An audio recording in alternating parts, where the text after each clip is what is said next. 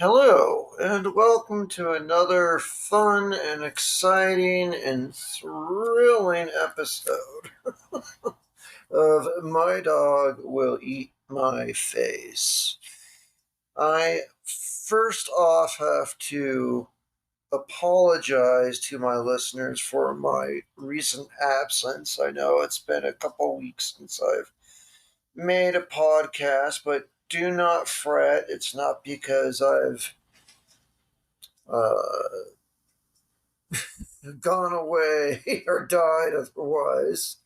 It's just because things have been a little difficult, and sometimes, as I've shared before, when time is so precious in any 24-hour period or any week, you've got to prioritize where you dedicate your time and invest it into those things that are most important. And many times, unfortunately, doing a podcast and sharing does not procreate up to the top of my agenda.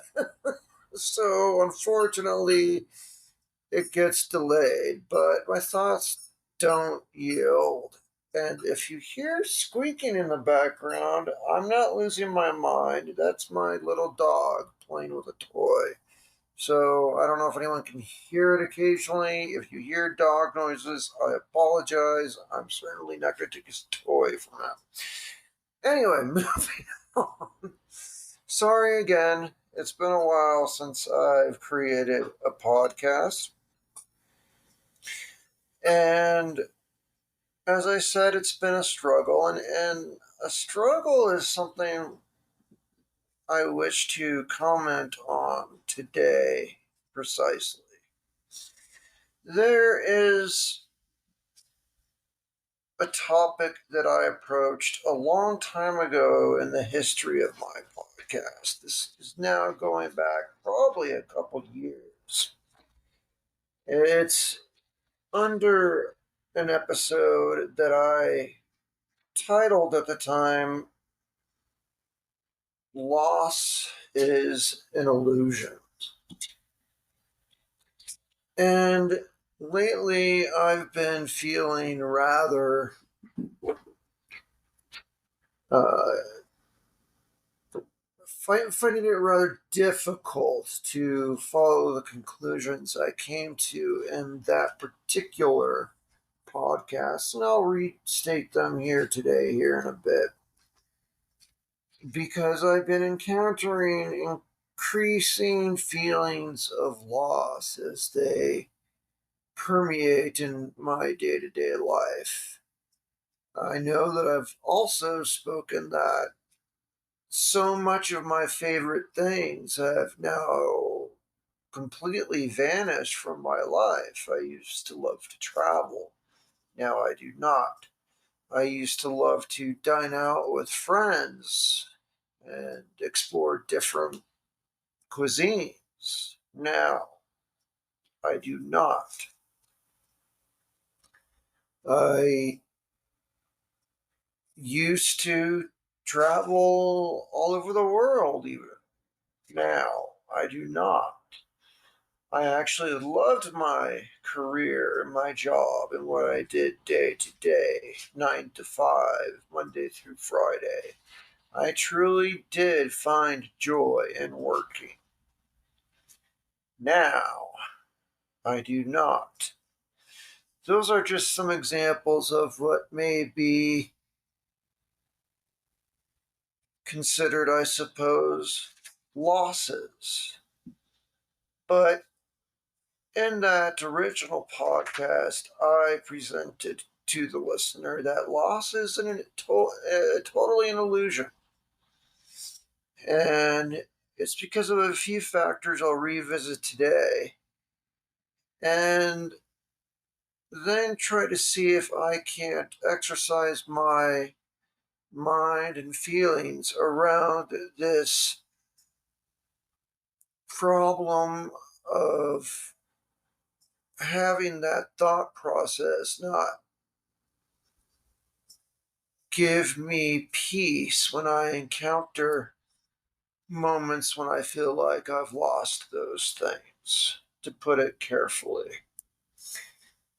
So I'm going to touch on some old subjects from probably several years ago, but this is the one topic that I had a conclusion with a long time ago with my introspection. And it's the one item I've struggled the most with to keep true to actually in my day to day life. We're all humans. Sometimes we fail. Sometimes I fail even at my own advice. And this is one such area where I suffer the most at that. So, today I will be addressing those hardships and my struggle to see if my original statement was indeed true or was I actually all from the beginning wrong? That loss maybe is not just an illusion.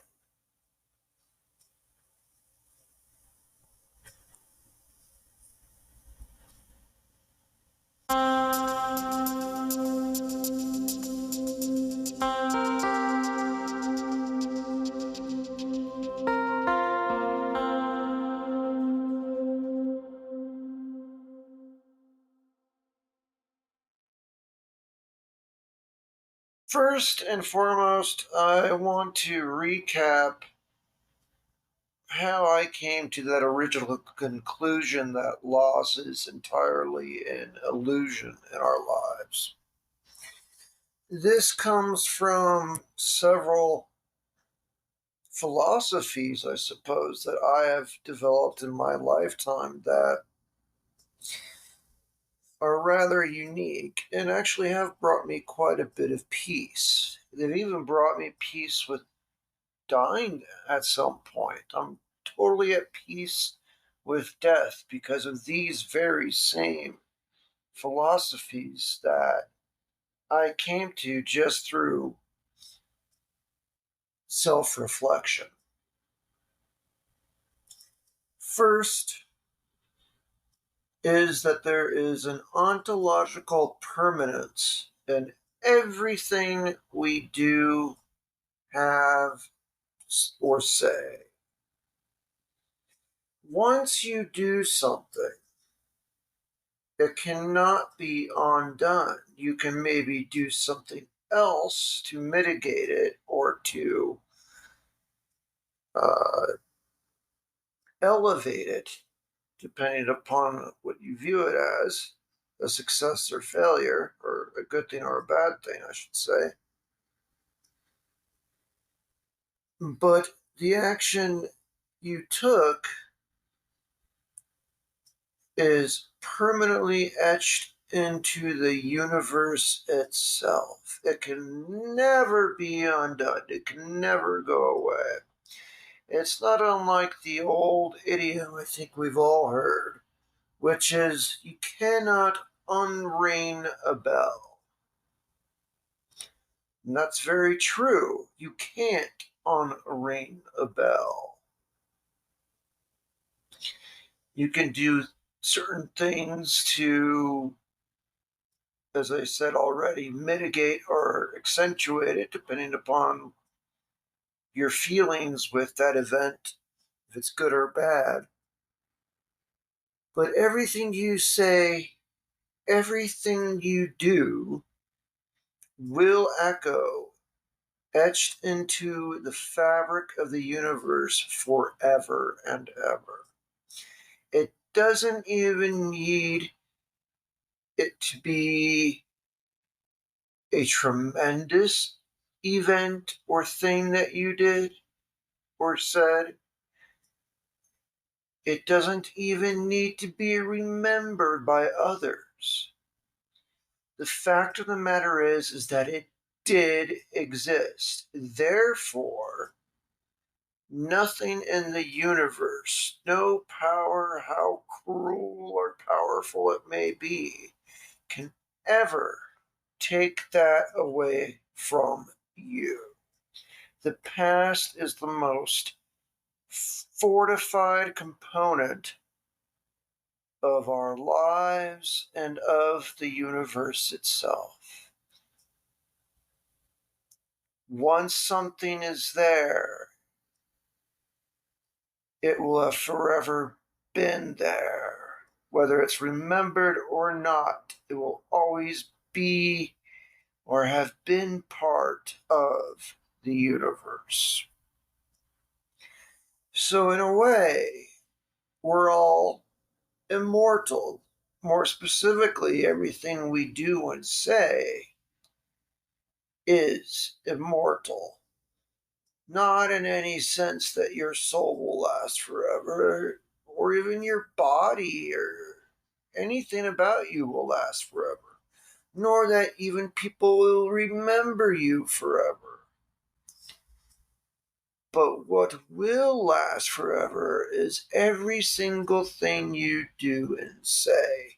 And that is a very powerful statement. That is a very severe amount of strength we all have in our lives, knowing that every little thing we do, every little day, no matter if someone is watching or not, it's etched into the permanence of the universe forever and ever. So that is essentially a brief summary of my first belief, and that is why I'm at peace with death. I have lived a full life. I've lived it the best I can, and no matter how and which way death comes, nothing in heaven or hell can take that away from me. I will have lived a good and full life, no matter how my death arrives or when it arrives. And with that, I found a lot of peace with my oncoming death.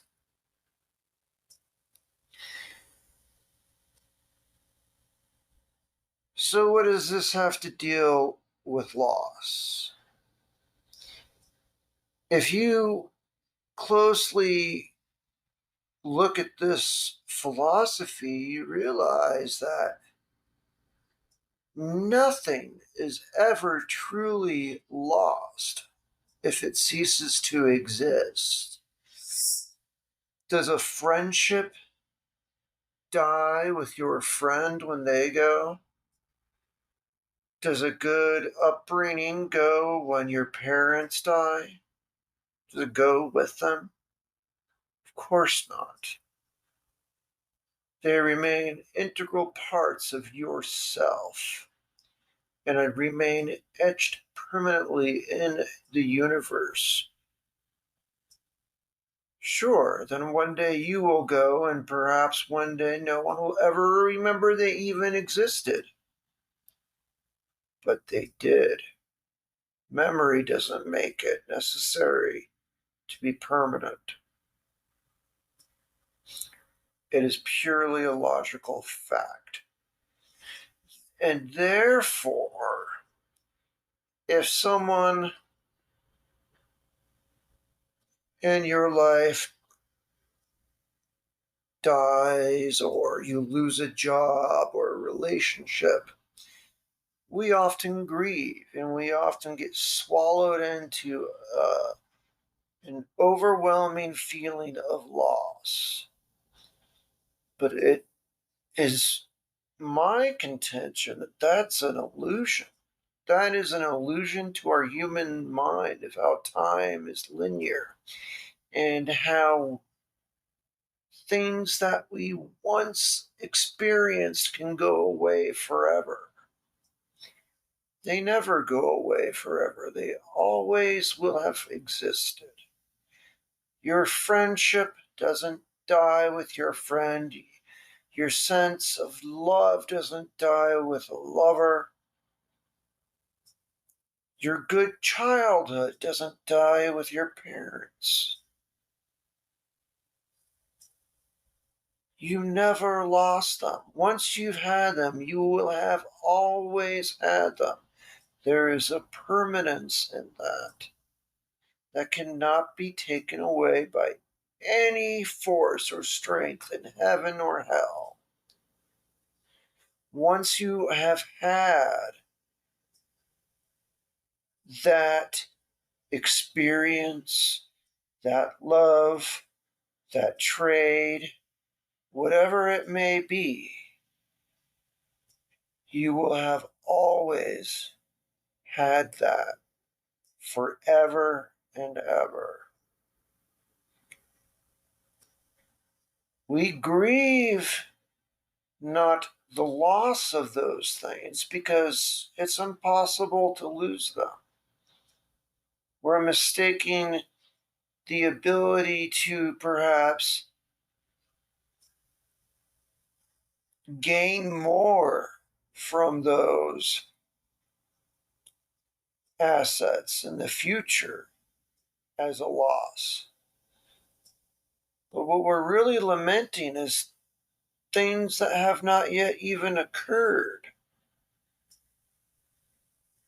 Or lamenting the chances of things recurring in the future. But in fact, we have ourselves not lost a single thing. Ergo, it is an illusion.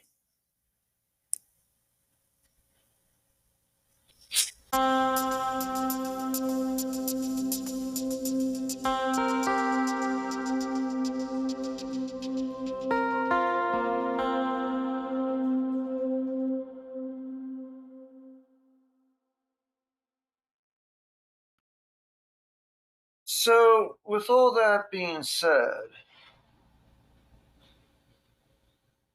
why is it so hard to get over what seems like losses in our lives? Even though I've come to this philosophical conclusion a long time ago, actually, I struggle with loss itself still.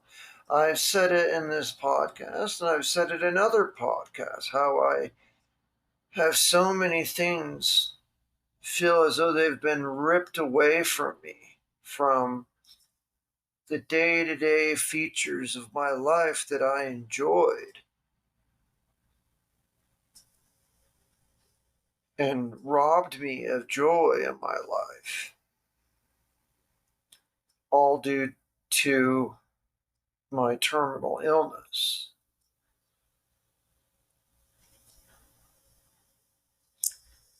But if I look back at my own philosophy, I myself say it's an illusion. But yet, in everyday experiences, a feeling of loss sneaks up on me. Sometimes through mundane, harmless conversations or events. Perhaps when someone discusses something they have or did that you once had or did, but no more.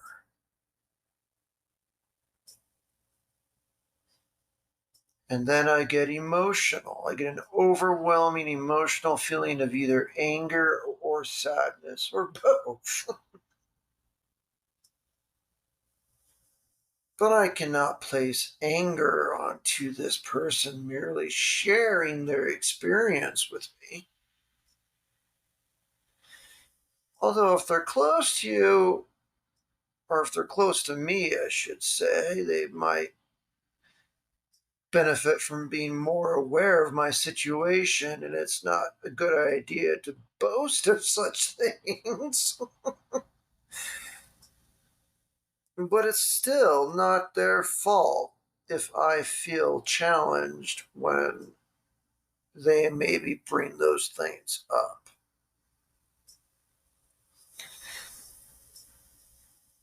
The emotion I and other people feel, I think, percolates most likely because we still feel we have indeed lost those things. But pause and focus. Nothing truly happened to you through maybe this other person's braggadocio. From one moment to the next, first of all, nothing happened to you.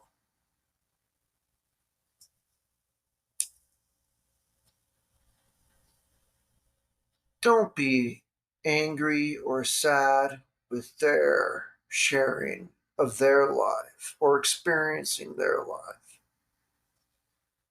Let them speak, let them share, let them enjoy their life.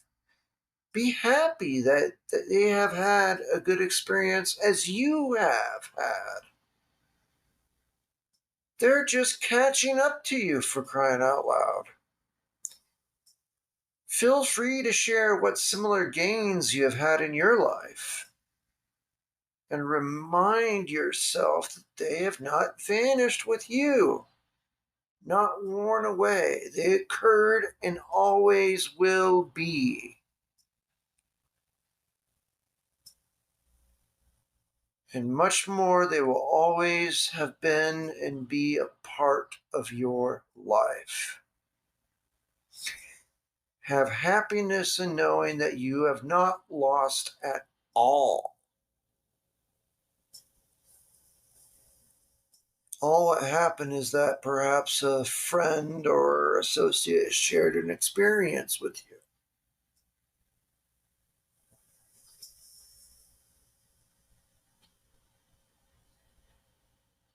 But then I come back to this issue of why do I jump to feeling hurt and feeling loss, even though I know it's cognitively not true?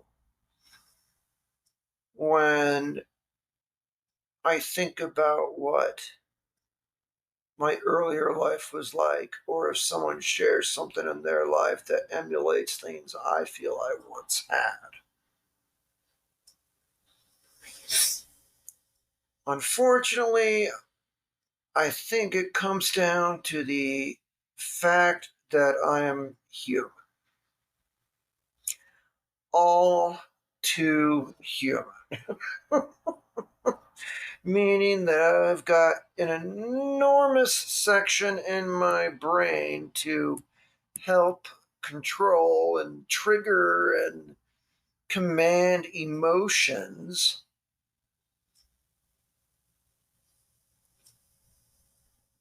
But with that, I've also have a small, underdeveloped frontal lobe of cognitive thought eking in past the primate instinct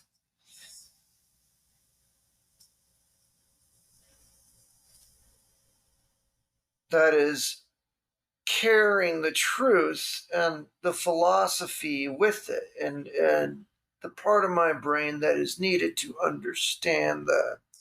In other words, I am just an African ape, a dumb African ape with an underdeveloped, hopefully, as time goes on, with the species growing frontal lobe. And it's a challenge to overcome those primordial, urgent, split emotions that can challenge you. And I certainly experienced this with other things in life where emotion comes barging into my thoughts. And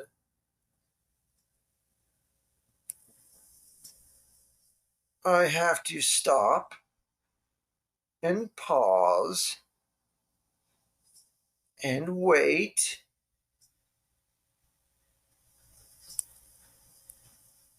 and reflect on that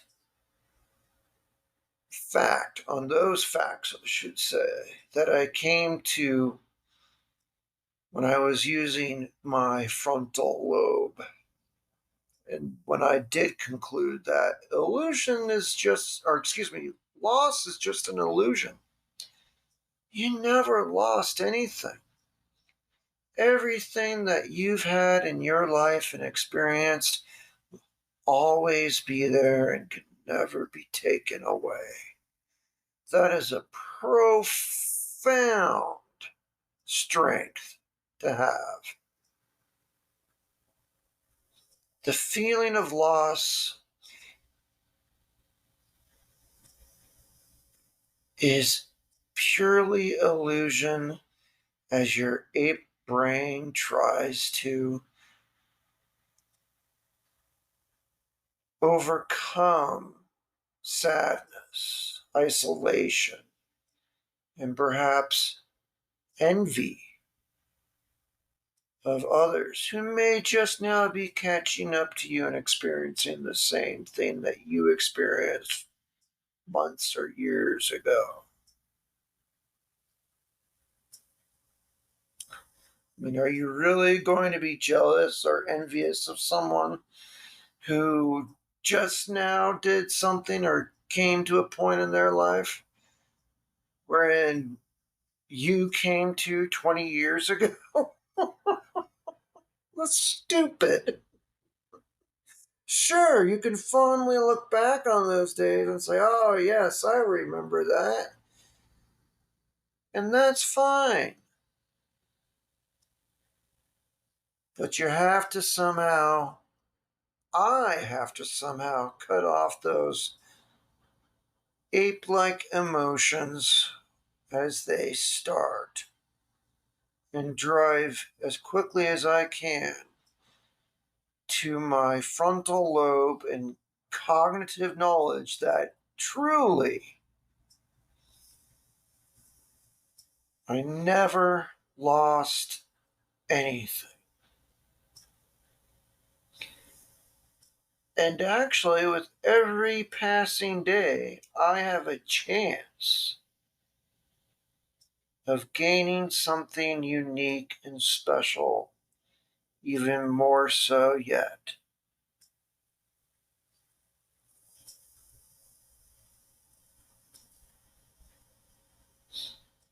And that can give a person a tremendous amount of strength and fortitude in the face of such brute like, quick emotions that tear yourself down.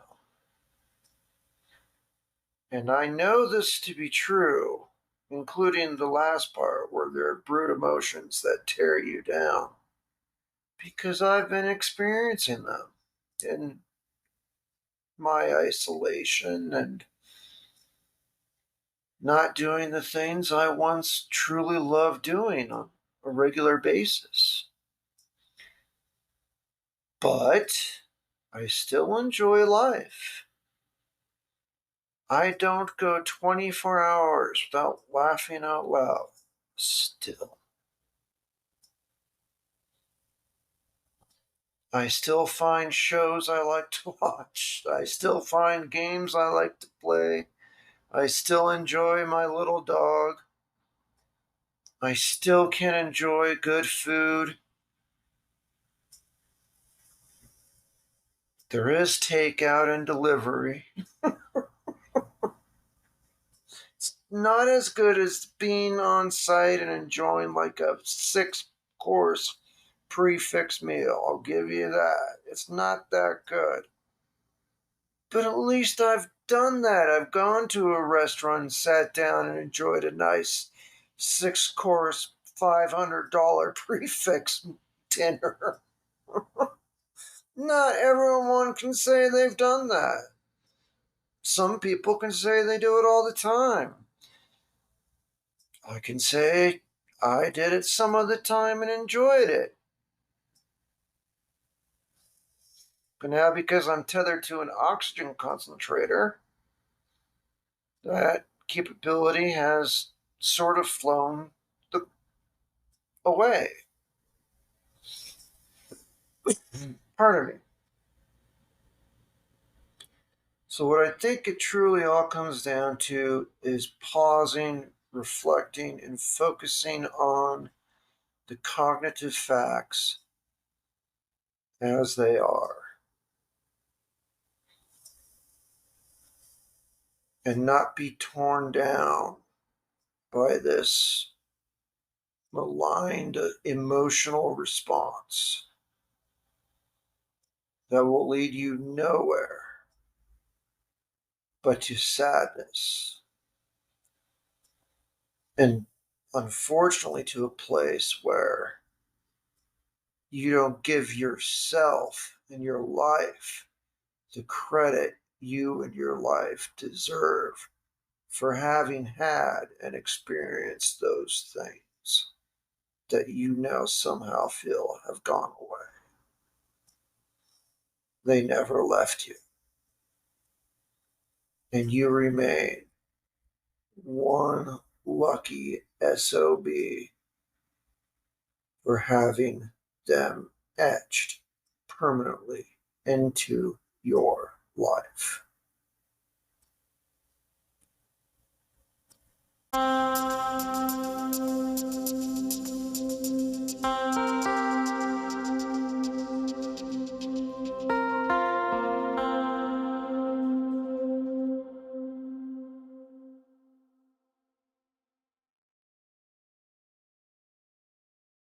Now, finally, I need to also do one other thing. And I think anyone having a similar experience should do this thing as well. And that is forgive yourself. This is an entirely new way of thinking for most people. Even myself, I'm the one that thought of it. And it's hard for me to sometimes not jump into the old, brutish, emotional dogma that humans so easily jump to. It will take time and practice. I might not have enough time on this earth to fully master it. But each time it happens, I can stop and focus and do the best I can to remind myself of that ontological permanence and the fact that I have truly not lost anything in my life. With each passing day I live, there is a chance, no matter how small, of me maybe even gaining something else I thought I would never have. And that's what I think makes living so beautiful. And it's what makes our experience in life so robust. Nothing we say or do can be taken away, no matter what. Also means you should probably be careful with what you do or say.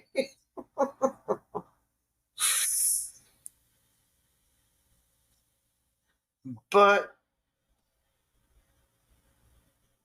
with that said, I think I'm going to go ahead and wrap up this podcast. Again, my dear listeners, I am so sorry it took me several weeks to produce another episode. As I've already stated, sometimes it's difficult to create a new podcast when I've got limited hours in a day and other issues that are pressing and pushing for their own time. So, mea culpa. Mea culpa on that. But if you've made it this far in the podcast, you are a true trooper. And I thank you for the gift of giving me a place to voice my thoughts and opinions and emotions as they come to me as I go through this process, no matter how long it may take. So thank you. You've already given to me the best possible gift if you've made it this far into the podcast. But if you do want to support the podcast further, you can go to its website on Spotify and click on support this podcast. Or go to patreon.com/mydogwilleatmyface and drop a shekel in there for some sort of pictures of my life and direct communication with me. I'll happily talk to just about anyone.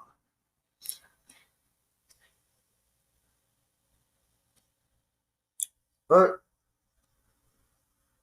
I think that's where I will leave it, as I said, for now.